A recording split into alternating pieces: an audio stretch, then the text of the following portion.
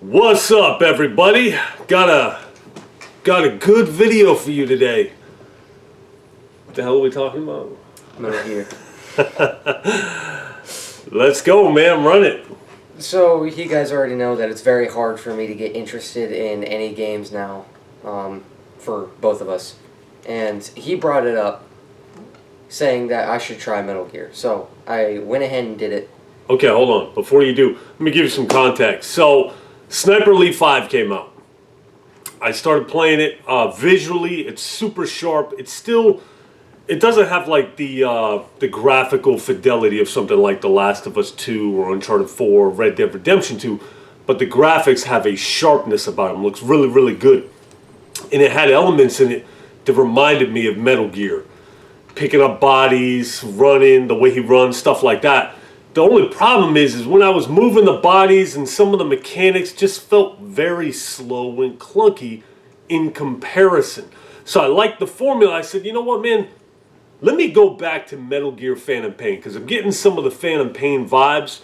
And I fired up and I'm blown away by how good the gameplay is. I'm absolutely blown away. I'm like, why don't I remember this gameplay being so freaking good? Why did I drop this game? I couldn't even remember why I dropped it. I said, this is masterful. So I played it for like 2 hours in one sitting. An old game. Just phenomenal. So I tell my son, I'm like, hey, come check this game out, dude. So we looked at the gameplay and boom, back to you. Let's go. Yeah, it was, I didn't know. I was kind of not looking forward to it. I wasn't thinking the game was going to be any good or anything that I was going to have any interest in, but I was super surprised by how smooth the gameplay is. Snake, how he moves, everything's like super down to earth. It's like you feel like an actual soldier. You do. You feel like Captain America, dude. And there's like a lot of varying play styles. Like when I play games like first-person shooters or anything like that, it's like a COD game to me. I need to be arcadey and I need to go rushing and doing all that stuff. Right. And the game has a good weapon sandbox. There's a lot of guns. I stuck with the AK. I really like that gun. You love that AK. Super stable. And rushing in there, the gameplay is so smooth, switching your shoulders, switching in and out between first person to aim. I feel like it was super well done. And the gunplay just, it feels phenomenal to me. So I finished chapter 1. And the intro sucks. The intro does suck. The intro's bad. Yeah. Bad intro. Continue. You were saying how good the game was, and then I sat through that intro, and I was like, you know about that, right? Right. He did. He told me that. You turned it off after the intro, I think. You were like, I'll try it again later. That intro was trash. I think there's a few reasons why we don't really hear about this game anymore, though. Okay, tell us. That's something I want to get into. I love the gameplay. And I love to play balls to the wall, rushing at dudes. That's how I like to play the game. And you like to play stealthy. You like to play more tactical. Yeah, more tactical. How I do. I like to play more realistically. I don't want to be slow the whole time. So, I think there's a time to go loud. But what's most important for me is that the session, the chapter was realistically done. So, like, if I got to go balls to the wall and I get shot too much, I got to restart that whole chapter because it's too sloppy. I can't just redo the checkpoint. I have to redo the whole chapter. But you're definitely a running gunner, Mr. freaking Demon Snake over here. Yeah, no, that's one of the things I think a lot of people didn't really like about the game. Kojima does indeed punish you for playing the game the way you want to play it. You basically need to play stealthy if you don't want to become Demon Snake. How it is your horn grows super huge. I feel like was kind of look like a bloody unicorn. Yeah, and you're covered in blood, and you can't wash it off. And I liked it at first until I started using outfits like the fatigues and other outfits where it's just absolutely doused in blood. Yeah. And it doesn't look good anymore, and it completely ruins the outfit. So only a select few outfits I could use where the blood actually looked okay with it. Right. Yeah, I came into his room and my Snake, he's got the little tiny horn. I always got to make sure he's tip-top before a session, you know what I mean? I'll throw him in the shower at Mother Base, change the fatigues. I forget what the other one was. Stealth suit looks real good. I go into his room. His horn's this freaking long. He's covered in blood. I said, dude, what do you got going on? He's like, I don't know. The blood won't come off. I said, yes, it will. It absolutely will. Change your clothes. Changes the clothes. Blood's still there.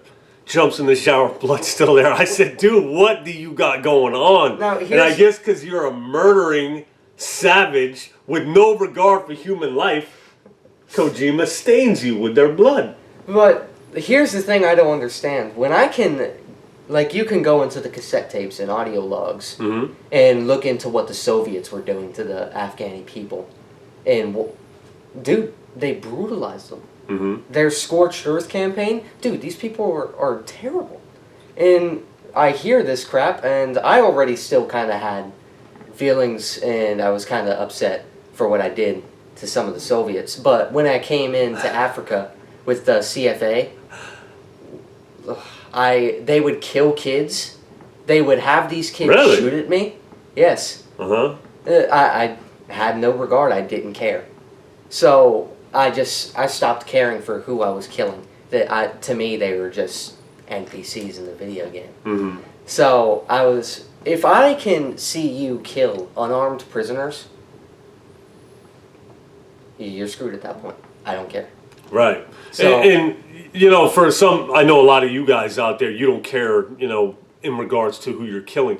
I've talked about this before. If GTA 5 or a Grand Theft Auto game had kids, had civilians in the streets, I would drive much more safe. You know, and I'd be much less likely to drive recklessly, because if I did hit a kid, that would I'd feel some type of way about that. Kids do something to me when it comes to like kids getting hurt and stuff like that. So I don't like that kind of thing in games. He's that way. Like, I had a guy up on my shoulder, Snake's got him on the shoulder, I drop him on the ground, and then I execute him. And he's like, oh, why'd you kill him? I was like, what you mean why I kill him? I'm just going to trank him, he's going to wake up in 5 minutes and give away my position. That's something I wanted to mention. So, no matter what you do, Kojima punishes you for it. So you can be extracting guys. Demon Snake over here, I kill people for a living, yet my base is full of almost 1,000 dudes from all the people I've been extracting. So I do all that, and then a quarantine virus breaks out that starts killing all your dudes, so I have to go into my staff management page and scroll down and read the profile of over 1,000 guys just so I can see who speaks a certain language to quarantine them. Kakongo? Kakongo. Yeah. Yeah, so I do that. Say that 3 times fast. Kakongo, Kakongo, Kakongo. All right. That's not very hard. It's not what I thought it was. Continue. Yeah, so I have to, out of all the people I've extracted and done all that too, the game punishes me for it. Yeah, and then you got the FOB after the quarantine.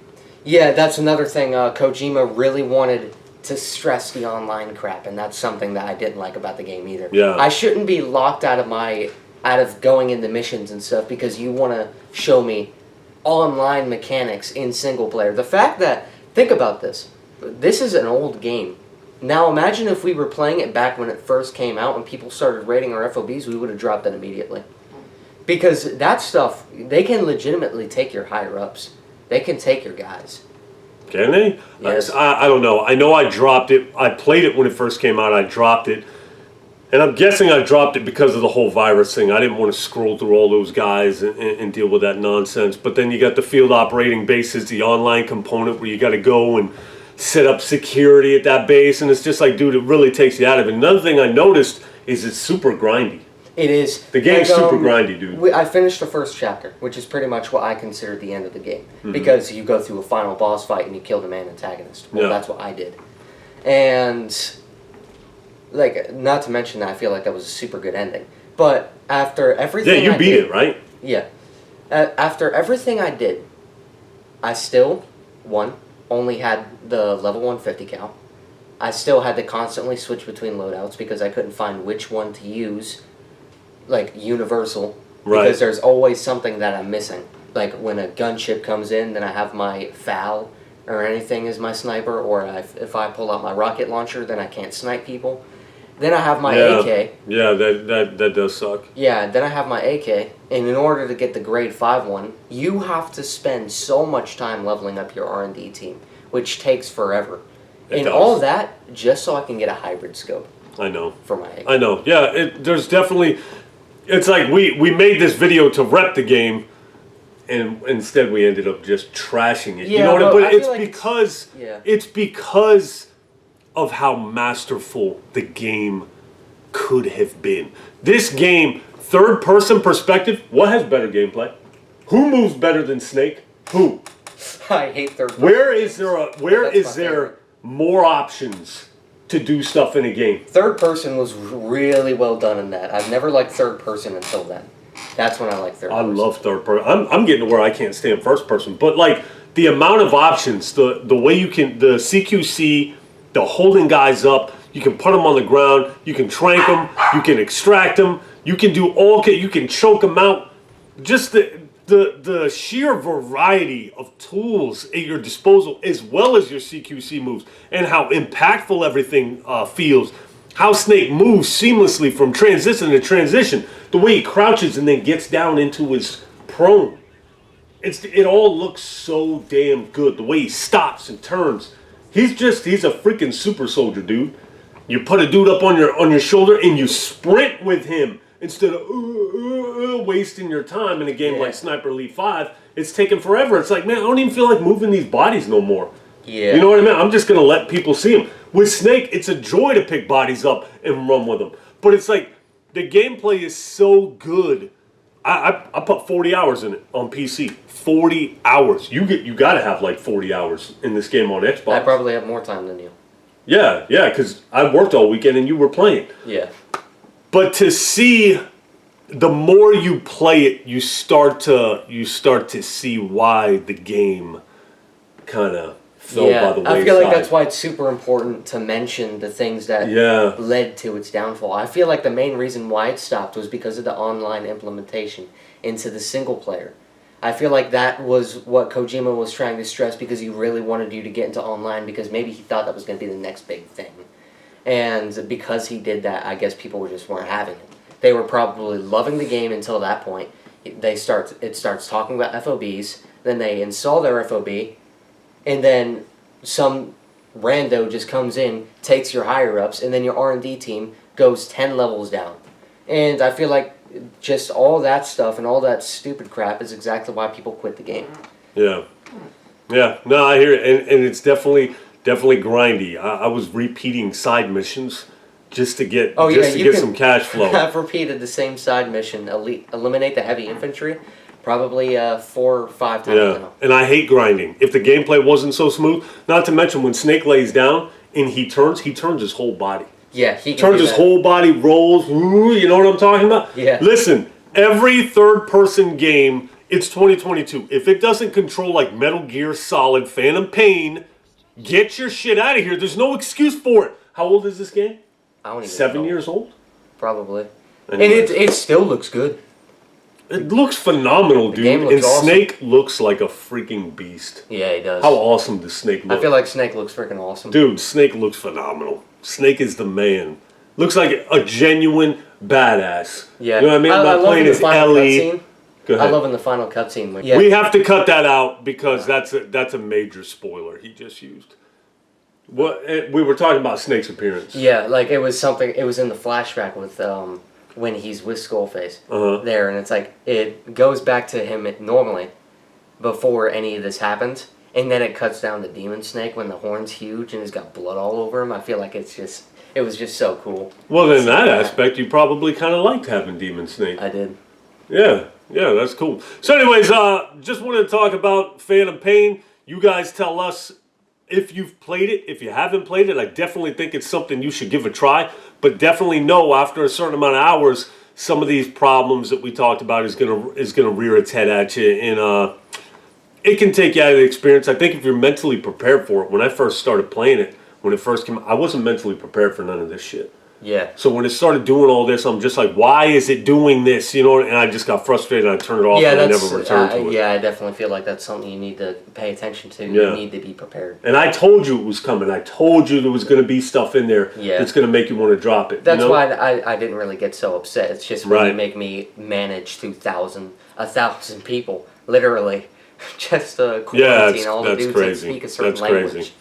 Yeah. But you should definitely give it a try. If you haven't, if you've played it, let us know your opinion on the game, where the gameplay stands in your rating scale when it compares to other third-person shooters. And if you dropped it, why did you drop it? Did you drop it for the reasons we talked about, or did you drop it for other reasons? That's all we got, man. See you later. Later.